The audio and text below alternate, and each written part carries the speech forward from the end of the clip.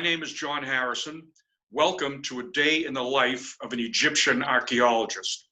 We will continue our discussion with Dr. Mohammed Soliman about his project in Kyoto, Japan, and Alexandria, Egypt. However, today we are honored to speak with a living legend, Dr. Farouk El-Baz.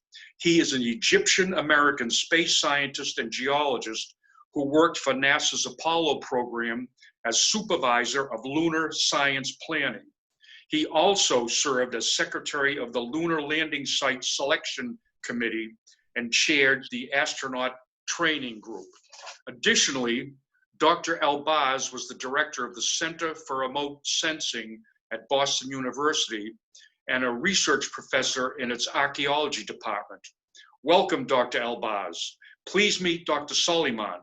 He is an Egyptian archaeologist. He is currently in Kyoto, Japan, learning about remote sensing and GIS to understand the history of Alexandria better, to develop sustainable strategies that include enhancing people's lives. His PhD research focused on the water installations in Alexandria, Egypt. We thought it would be enormously helpful to get your insights on Dr. Soliman's project, the links between geology and archaeology, and the application of remote sensing and GIS in these two fields. There is really no difference between archaeologists and geologists. The only real difference is the scale of time. Geologists look at the history of the Earth from the beginning of the Earth, when the Earth was born. Archaeologists think about the human beings when they began to roam around the Earth. Maybe the human beings moved around for the last 4 million years, but the geologists think about the Earth in the last 4 billion years. So the difference is in the millions versus billions.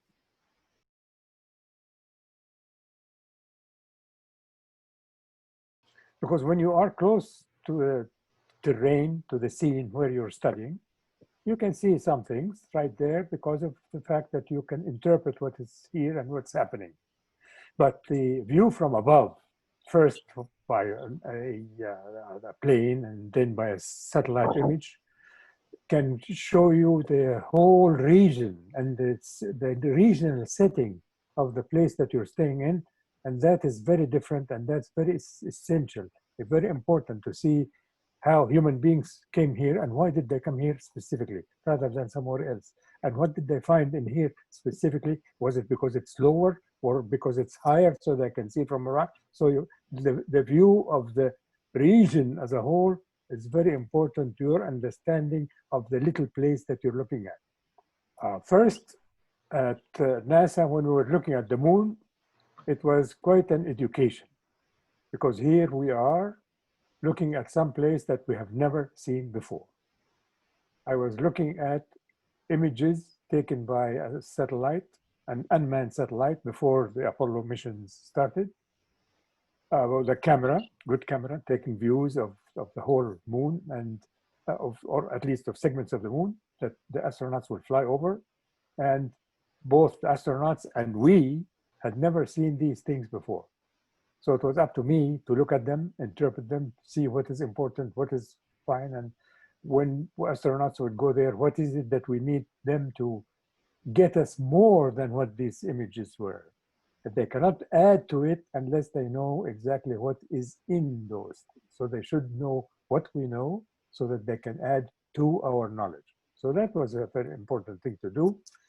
And from there on, we started looking at pictures from one satellite set to another satellite set. And so the remote sensing became, well, right, we used, first we can use a camera. Okay, here are a picture from a photograph, from a regular film. Then we're going to have the multispectral stuff. Here is would look at it from with a different filter, and then looking at it with a different filter, and then putting the two images together to see what is it that we can see in addition. So it became to see what is the potential of our increasing our knowledge about the Earth and its features from a varied number of sensors. Okay. I was amazed when I got into the program in 1967, about March, I think, yeah. and found out that geologists are kind of people that the astronauts hated. One of the astronauts had said, I don't want to see a geologist with touch a geologist with a 10-foot pole, meaning I don't want to see any of these geologists. And I realized, what is that? Or I started looking into it. And I realized that it's actually because the astronauts were being taken into classrooms and being taught as if we're getting kids to teach geology one-on-one, and talking to them about the composition of minerals, the composition of rocks, and what the value of these acidic rocks versus the alkaline materials, and all of these things that they will have absolutely nothing to do with. They are not going to have microscopes. They will not look at thin sections. Why are we teaching them that? So there was an immediate question in my mind: why are geologists trying to teach astronauts geology the way we were taught? They are not going to be asked geological questions. We need them to collect rocks, and as much variety of rocks as we can. And so what is variety? Well, different colors, some that may be crystalline and some are not, some tight and some hard and some friable. This is the variety that you can ask somebody who knows nothing about this material. So don't really talk to them about the variety of rocks. And then the views, especially the views from above. What is it that the astronauts is going to look from? It's none of his business.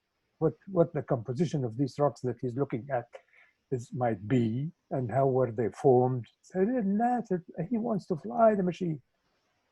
So you have to approach him differently. For instance, when I tried to get in this astronaut corps and try to get them interested, I picked up lunar pictures covering the whole side of the moon that they are going to fly over. I put them together on a big room, and put the orbits in different colors: the first orbit, the second orbit, the third orbit, because these are the first 3 orbits are very important to fix their location. And during these few orbits, they were going to look through a sextant, through the telescope, to try to identify certain points. The points were selected by the engineers to say, if they can see this one, we know where they are. And if we can see that one here, then we know what the flight line looks like, or how. So they really wanted to figure out exactly where they're flying. So I put these pictures out there, and they put the orbits, and they said, okay, now let's fly over and see what is it that we'll see. So he will see, and because I said, before you get to point 1, look at the stuff before it so that you can recognize it, because if you don't recognize it, then you'll miss it. And they give you 7 points, you'll miss 3 or 4, and you'll get only 3. So let's try to get the 3, but let's even try to get more than the 3 points, so we can really fix the orbital path where you are, so we know where you are exactly, and figure out, because you know where you are, but we don't know where you are relative to the moon. So we're gonna fix this up. So he goes around and he looks at it. We look together at a bunch of craters, and he will look at it and he will say, look at that doublet. Because there are 2 craters right next to each other. I said, great, let's call it the doublet, because we're gonna remember that. Because your point, landmark 1 is right after the doublet, or between the places where these two craters meet. So that the doublet is for point 1. And then you will move next to the second. Look at that bunch of craters. Look at that. They look like a snowman. I write on the machine, on the pictures, snowman. And that, as far as I'm concerned, this becomes the name of that feature, right there, snowman. Because it looked as if, because he figured out that the landmark 2 is actually on the tip of the head of the snowman. That's it. So he knows it. So before he gets to that point where he would say mark, he actually sees the snowman structure or features, and then he will go to the head and say mark. Then we know exactly where his line is.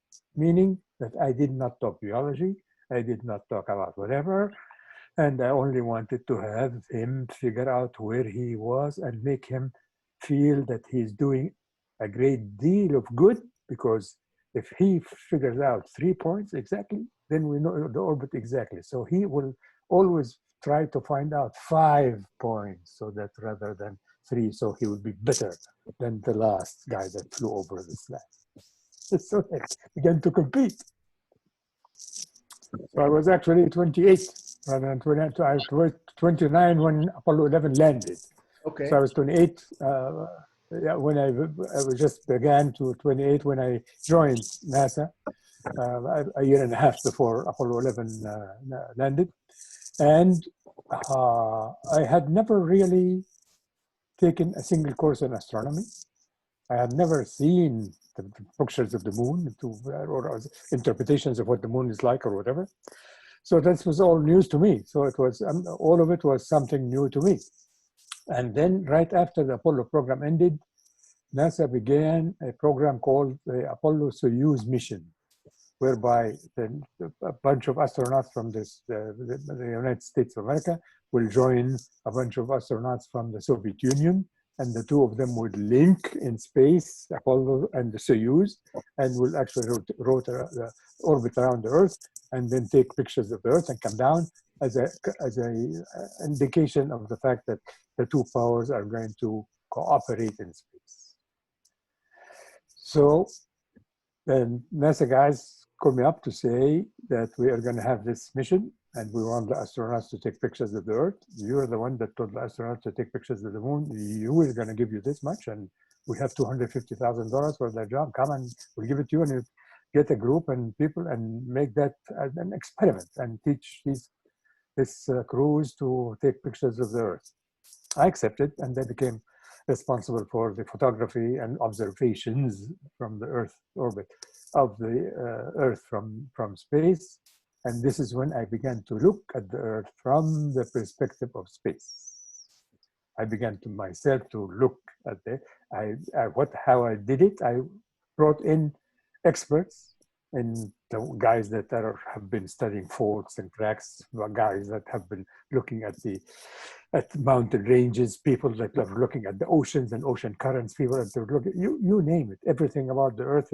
I collected the best possible scientists in the US to brief the astronauts on what they knew in my presence, so that I will learn too, and I will pick up the most important things to do it. And they also brought in people that talked about the deserts and so on, because the orbit of the Apollo-Soyuz mission was going to be close to the equator, so it will cover nearly all of the deserts of the world. So I thought there will be a great deal of figuring out about the deserts of the world. And this is when I actually began to think about trying to do something good enough for Egypt. And I began to look at the potential of what do we know about the desert? So I found out that geologically, we don't know about the desert that much. And I began myself then to figure it out and to have questions, simple questions for the geologist. Where did the sand come from? What is the mother of the sand? Where was the sand born? What is the difference between the white sands and the yellow sands and the red sand? Are there chemical composition variations, and why? All of these kinds of things. And so I actually, to begin to ask these questions, I found out that most of the features of the Earth are well studied and well organized, and the people that I brought to study the mountain ranges and the faults and the tectonics and all of that were quite knowledgeable and really did know what is what, except the people that I brought in to talk to the astronauts about deserts and so on. And I realized that in geology, as far as I'm concerned, we really knew very little about the desert. And this is when I started. I went immediately to my alma mater, Ain Shams University, to one of my professors and one of my college mates, and I started a research program to study the desert of Egypt, or I said the Western Desert of Egypt because it's vast and bigger than anything else, and what can tell us about North Africa. And so between 74 and 76, I had something like 4 to 6 trips a year to go to the desert to do this and that. The first thing that we did was figure out from the Apollo Soyuz pictures that the Nile had another delta altogether. The delta of today is very different from the delta that used to be. There was a delta southwest of the existing delta. And then figuring out where the sand lines come in and where the sand begins and where does it end and how the sand moves and how does the sand change its color from whiter to yellow to red as far as it moves away from the source, meaning closer to the source, it's lighter in color. Much further away from the source, it gets red. All kinds of things that we really never had any inkling of about them before, which means that we had very little to know about the desert, and the satellite images are telling us a great deal about it, which was something new. And then they continued since then to study the desert using satellite images. First of all, allow me to express my gladness to our happiness to be in the same interview with our famous Egyptian scientist, Professor Farouk El-Baz. As for my research, basically it is about conducting advanced technology to archaeology and heritage research. My objective is our case study, first of all, is about Alexandria over ages.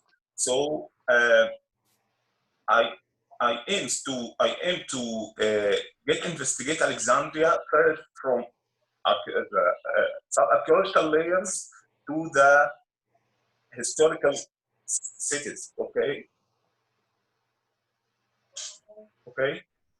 And basically, I need to investigate, or I aim to investigate Alexandria using remote sensing and GIS. First of all, to identify the outline of Alexandria, specifically using the advanced technology, and based on or using, first of all, using old maps, which date back to maybe the first map of Alexandria back to the 15th century, while the last survey has been carried out in Alexandria dated back 1945. But recently, we have now it's the time of remote sensing to get identify the contemporary Alexandria. Basically, remote sensing and GIS in my research will be useful to identify all of that. And basically, as you know, probably Dr. Michael, Alexandria is so crowded. Basically, all the Alexandria, which I mean, is very crowded and still inhabited. So it's so difficult for archaeologists to investigate any archaeological features there without using advanced technology. So, second phase of my research, I will execute field trip to Alexandria. Maybe after COVID-19 would be finished, I will be traveled to Alexandria to execute that using geophysical application, basically GPR and electromagnetic, maybe after that. Kyoto is the historical capital of Japan over 10 centuries. I mean, 1,000 years as a capital of Japan. And also, Kyoto has around 17 World Heritage Sites. So that they have a very brilliant model for site management using advanced technology, mainly GIS and remote sensing, which I'm here to learn and promote my research in that field. On the other hand, Ritsneka University, which I have attached to it, over all facilities such as advanced tools, advanced means of research, satellite images, and the other software relevant to my research. While for Alexandria, the case of Alexandria, I'm here in Kyoto just to ensure or to be sure of we can achieve something in Alexandria, because as you know probably Japan has a limited land properties, so so difficult to move out to get you move out from a historical site or archaeological site to preserve it. So they have a different concept other than Egyptian one. But I'm here to study or to understand how they deal with the very complicated relationship between authenticity and modernization.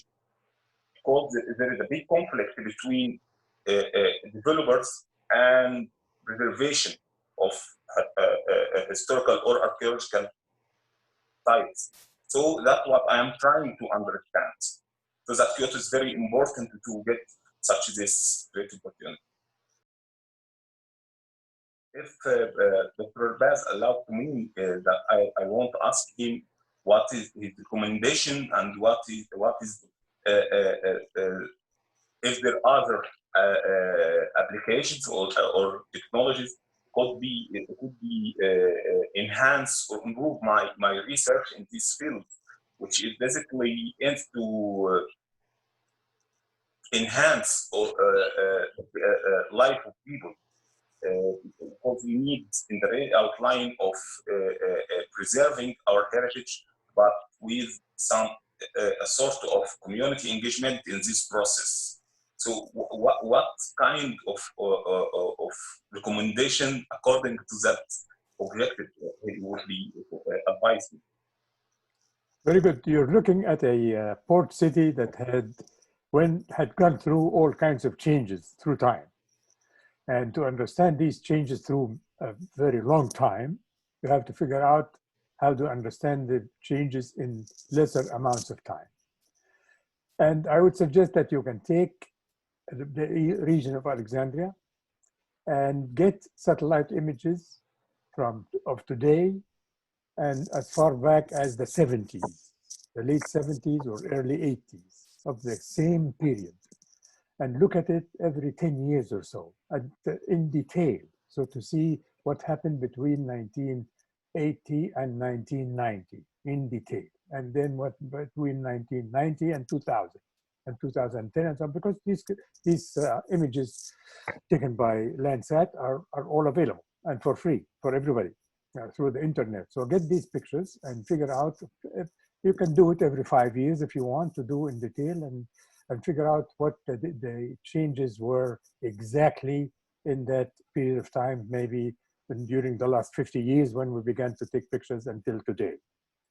And then you can, if you figure out exactly what did happen in the changes, then go to the sites where you see where most of the changes happen and examine what is it that you see today on the surface, and then perhaps use JPR, the ground penetrating radar, to see how far are the changes that maybe how much thickness was the change that happened, the addition of human activities were like that, and in here versus in there, near the port, away from the port, near the exhibit areas, near the temples or away from the temples where people lived, not where people. So we can begin to figure out exactly what the changes were, how vast the changes in the very different areas of the city, meaning that all of the various parts of the city change differently, and you begin to figure out why the change happened in this versus that, and begin to understand the people themselves of that time and in their immediate environment. Okay, thank you so much. The Alexandria culture changed drastically. Of course, it was at the very beginning, it was the Greek city, and then with time, people moved into the Greek city and changed the style a little bit, and then came the Armenians, and then the Egyptian Jews moved more in Alexandria, and then the Italians came in, and the such and such. So there were all kinds of very varied cultures that affected the whole region, and the Egyptians that lived there became part of that salad of cultures. Today's Alexandria is completely Egyptian, and as I understand it now, it is completely taken by the Muslim Brotherhood, kind of, and the people there are very different from the people that used to live in Alexandria, and their attitudes are vastly different. They do not understand science, they do not understand modernity, they do not, so that it is going to be a very difficult kind of thing. All he has to do is make sure that he smiles and he explains what he's doing to as many of the people that come in, so that they begin to smile themselves and leave him alone. That's really the objective. Your objective is to take the ground penetrating radar and do the measurements and stop them without being stopped. And you can do that only if these people allow you, and you cannot get them to allow you unless you make them feel okay, and you can feel them okay by explaining to them what you do, because underneath this thing, I'm not looking for gold, I'm not here to pick up to such and such. We are looking here to see what the street was here before, how far the street, how thick is this cement between underneath this pavement or whatever. Sometimes I say, oh, okay, and they leave you. So it really is a matter of how do you talk to the local people, smile, and explain to them as much as you possibly can, and they will leave you alone because they really are not interested. That's because they are not interested in knowledge or in whatever. So just make them feel good about it in a simple way, and keep going. A very good point that you make, except for the fact that you have to approach it in terms of what they are actually able to understand. Okay. So talk to them not about the things that you're going to get or the model. Get that word model. How many people in Egypt, even college graduates, would understand what a model is? They would. So that you have to be very careful on what is it that people figure out. What is it that you're talking to them about? And you cannot say that I'm going to work on a model and then figure out what is acceptable to them or what is not. I mean, they don't know what's acceptable, or what do you mean by acceptable, or what do you mean by the government doing this approach, or what is that? They are not with it as far as these kinds of things are concerned. And you talk to them at the level of what they understand only, and they will understand street talk. What is it that they need to eat, or what is it that comes with the food, and that's it. So speaking with them with any technical language is not proper, and trying to make them understand what is it you are doing from the scientific point of view is not true. But trying to make them understand it in terms of what is it that might affect them, yes, because you're taking this machine that's called the ground penetrating radar. You don't have to tell them what it is, and you can actually tell them the GPS, and they will take the GPS rather than the ground penetrating radar, and tell them I have this GPS, which is like a machine, like a doctor's kind of thing, and it's measured the thickness and to the pavement the way it was sometime before this new pavement was put in. Yeah, you get that. Because this is something that he knows, that before this pavement, there was another pavement, and you want to see the thickness of that between the two pavements. Yeah, done with.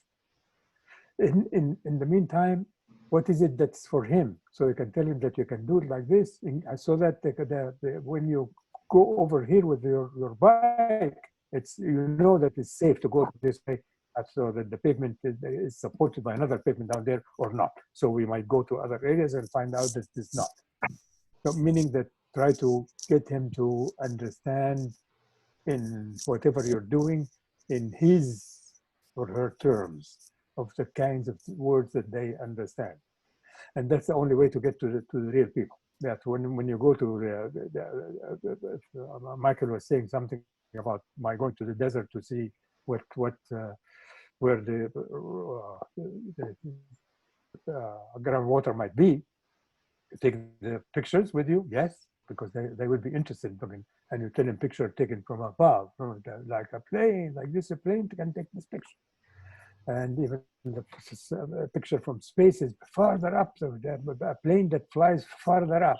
And they say, okay, and this is what it is. So you show him first the location of his town. Say, here it is, and there is the road that talks to such and such. And when we look at this here, we see this here that is different from that. Because it's different, we know that the water used to be there because it looks different. So, and then we'll look at such and such, and we figure out where did this water go, because there is no water today. Where did it go? It seeped into the rock. That's all right thing, and then we can figure out that if we go to this area and sink the well in here, then we'll find water. As they all say, yeah, they figure out. So really, there is a way to connect with local people everywhere in the world, even in the US, same goddamn thing, by getting them to pick up on things that they themselves know, or they understand, or they have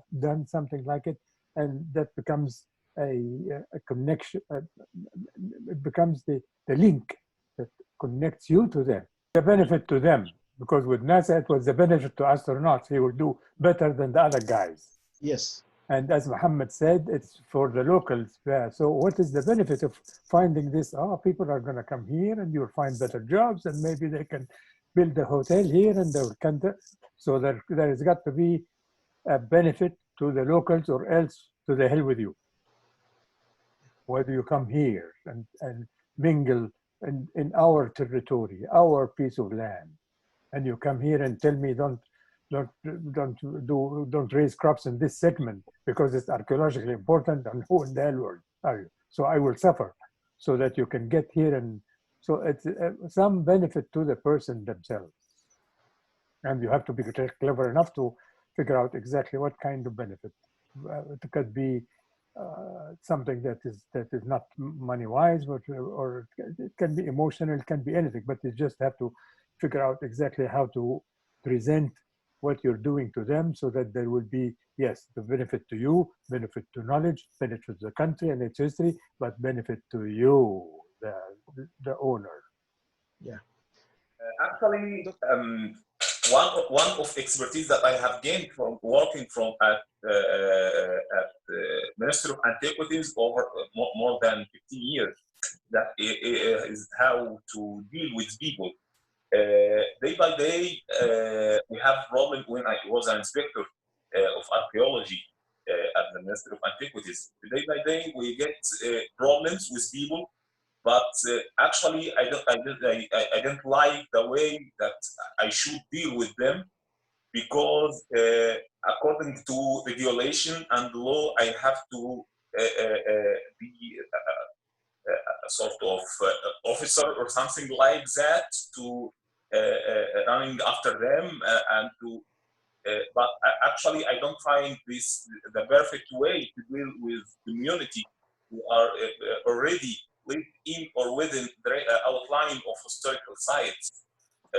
So that I was trying, and I think I get achieved a little bit success in this field, to convince people to get sort of course, within my limited archaeological area, to convince people that this is your heritage. It doesn't belong to the government. Government is just here for supervision to preserve your identity.